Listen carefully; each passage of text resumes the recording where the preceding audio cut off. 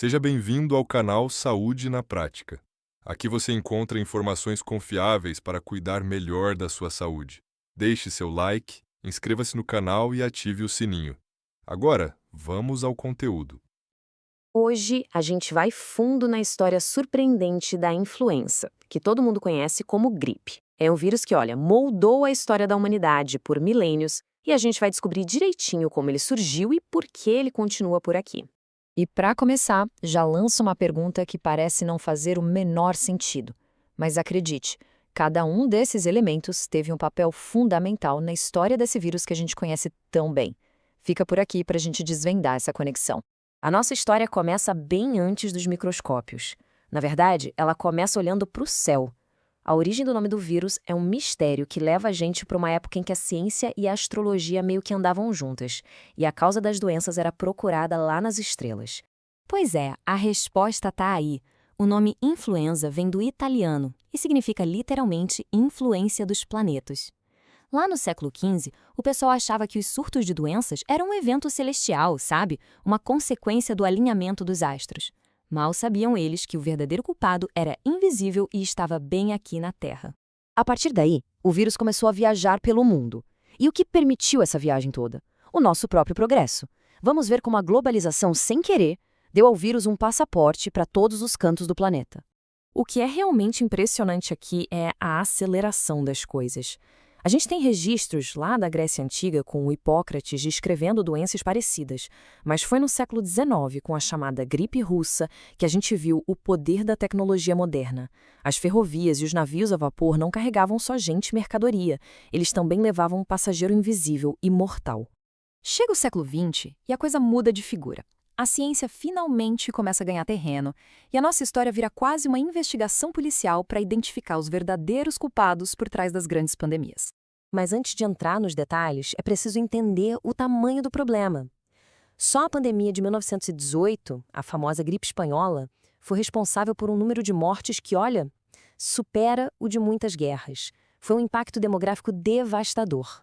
Esse quadro resume os casos mais notórios, digamos assim.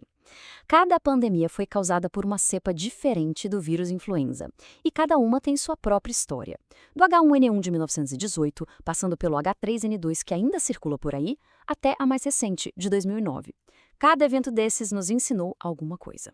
E aqui vai uma curiosidade sobre a gripe espanhola que muita gente não sabe. O nome foi praticamente um acidente histórico. A Espanha era neutra na Primeira Guerra, então a imprensa de lá não tinha censura para falar da doença. Enquanto os outros países escondiam a crise para manter o moral das tropas, os jornais espanhóis noticiavam abertamente.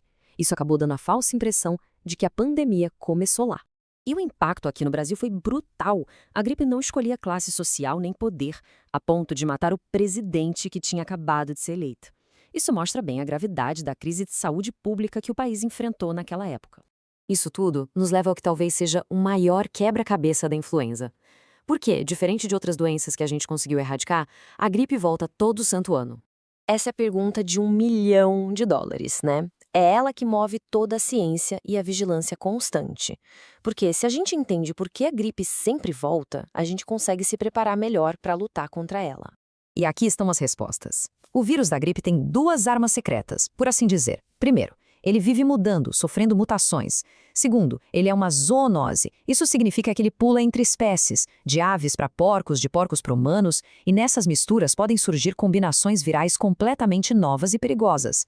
Para simplificar, vamos pensar no vírus da gripe como um mestre do disfarce.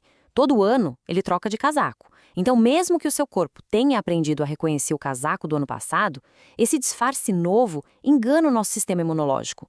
É por isso que a proteção de um ano pode não valer para o ano seguinte.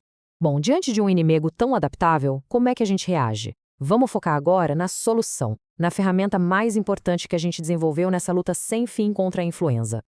Este slide mostra um antes e depois impressionante. Até os anos 40, a gente não tinha nenhuma proteção específica. A primeira vacina aprovada, em 1945, mudou o jogo completamente. Hoje, a gente tem uma estratégia, uma vacina todo ano, feita especialmente para combater as cepas com maior chance de circular. E a importância da vacina vai muito além de proteger a gente individualmente.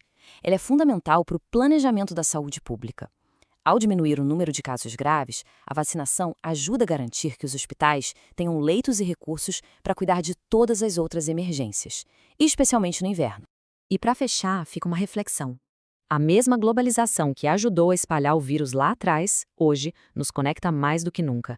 A grande questão é como a ciência, que evoluiu de culpar as estrelas para decifrar o código genético do vírus, vai continuar se adaptando para nos manter um passo à frente da próxima grande ameaça.